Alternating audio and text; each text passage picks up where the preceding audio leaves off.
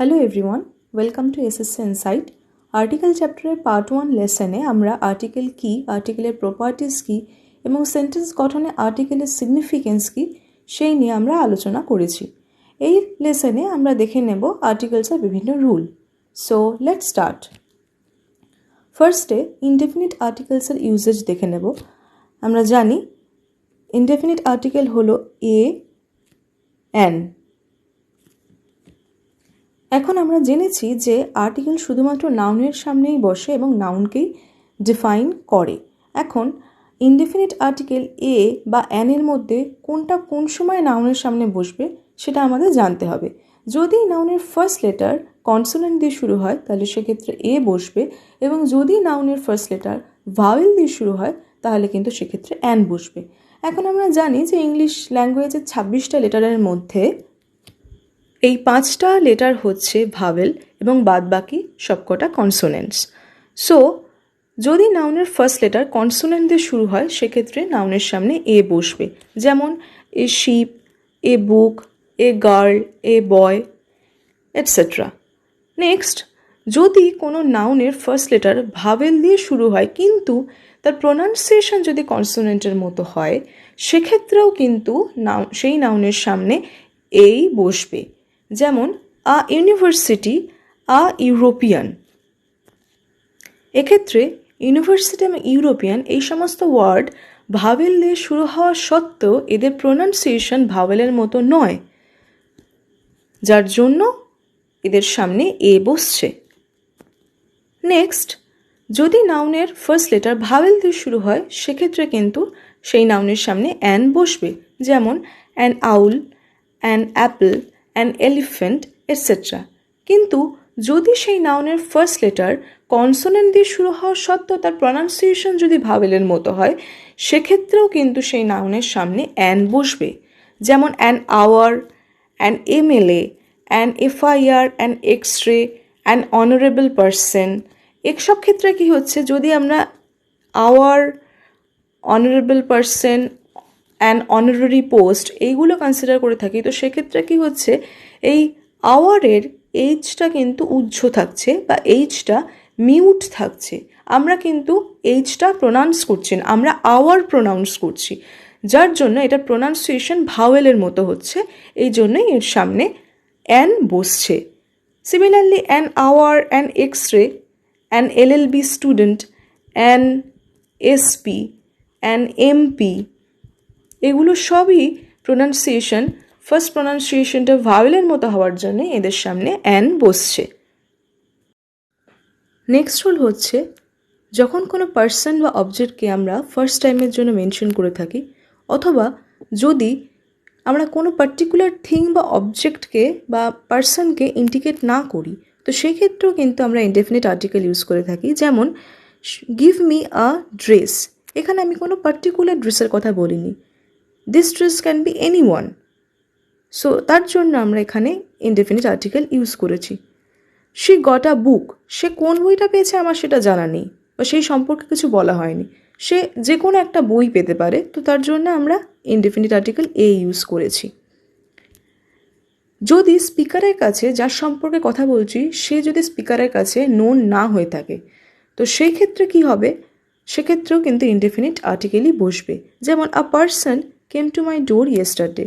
এখানে কোনো স্পেসিফিকেশন দেওয়া হয়নি যে কে এসছিল, তার জন্য আমরা এখানে ইনডেফিনিট আর্টিকেল ইউজ করেছি। Mister Gupta called me last week. এক্ষেত্রেও স্পিকারের কাছে আননোন থাকার জন্য আমরা এখানে ইনডেফিনিট আর্টিকেল ইউজ করছি। নেক্সট রুল হচ্ছে to express a class of things, animals and persons.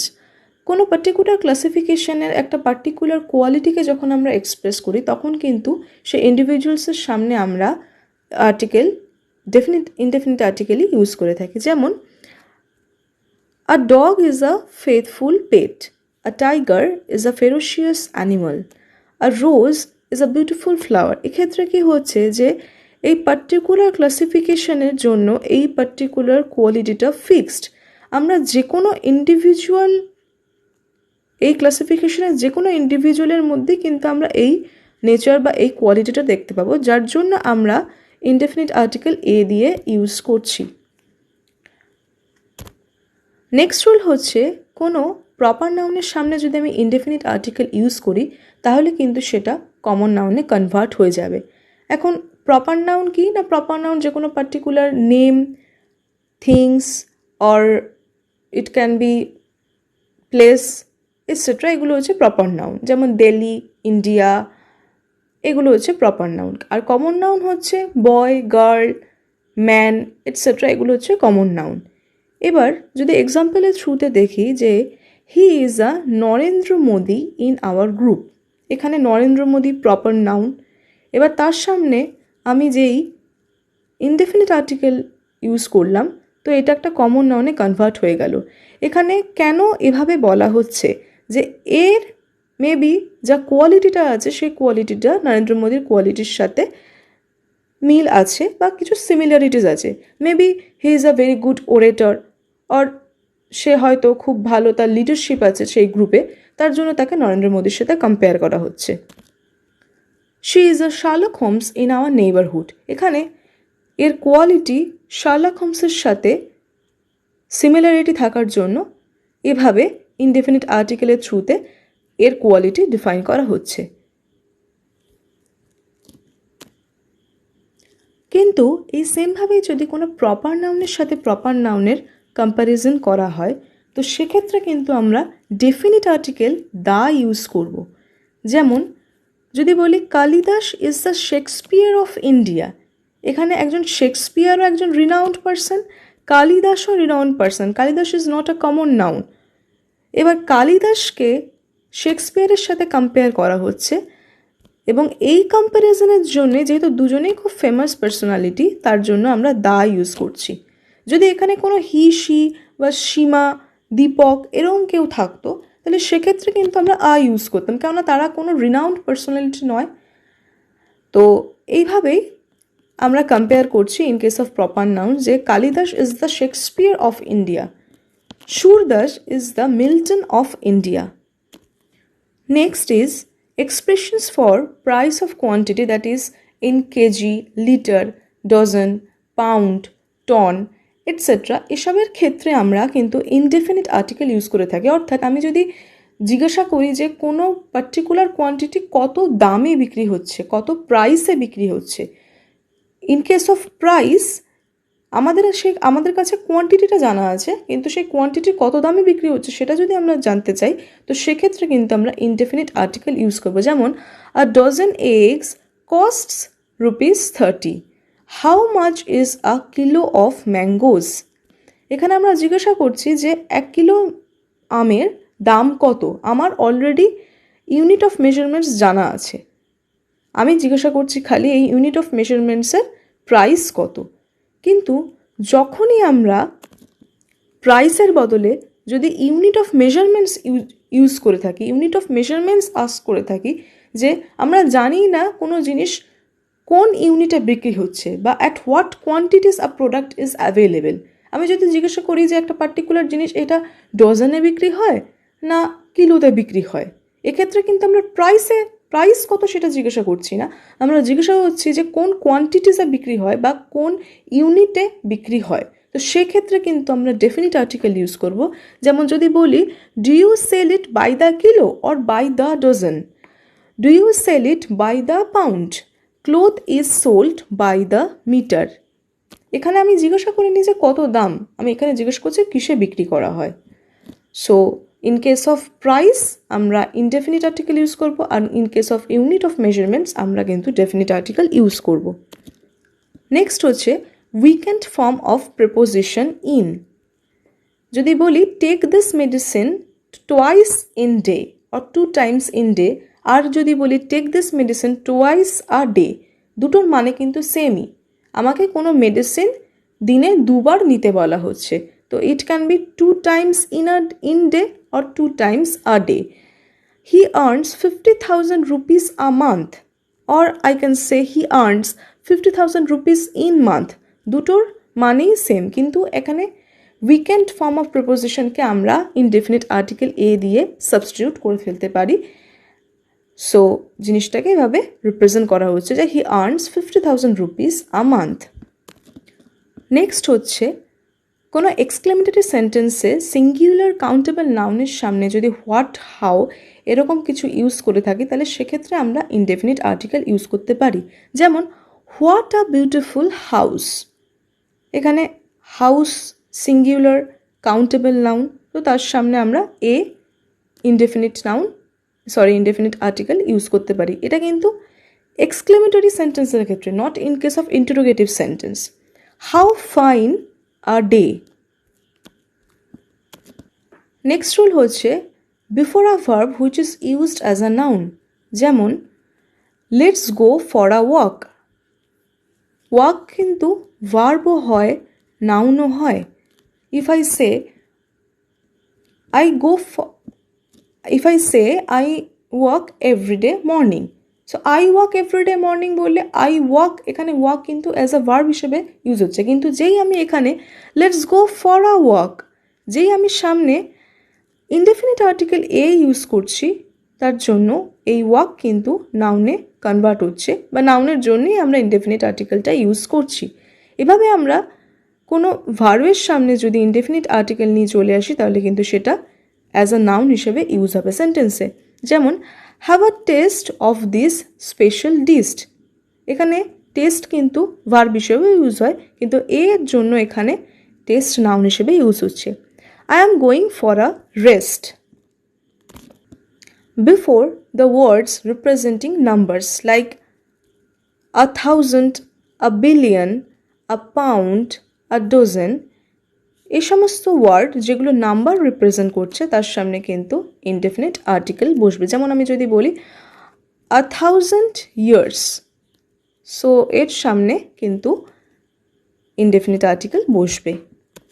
Next হচ্ছে এই যে ইনডেফিনিট আর্টিকেল এবং অ্যান, এদের কিন্তু কোনো প্লুরাল ফর্ম হয় না।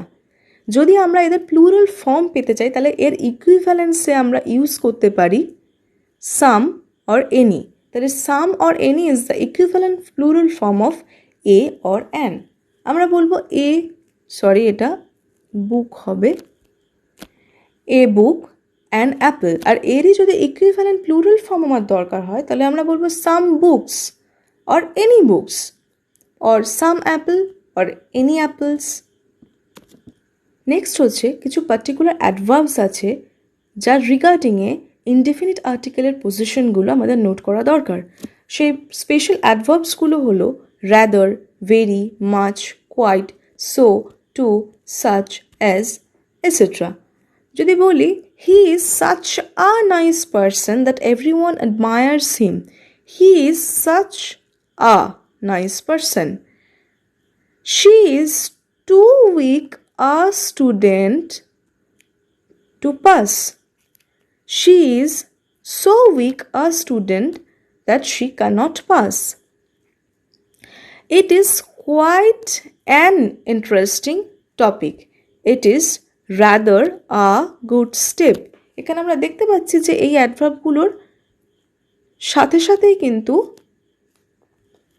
এই ইনডেফিনিট আর্টিকেল ইউজ করা হয়েছে।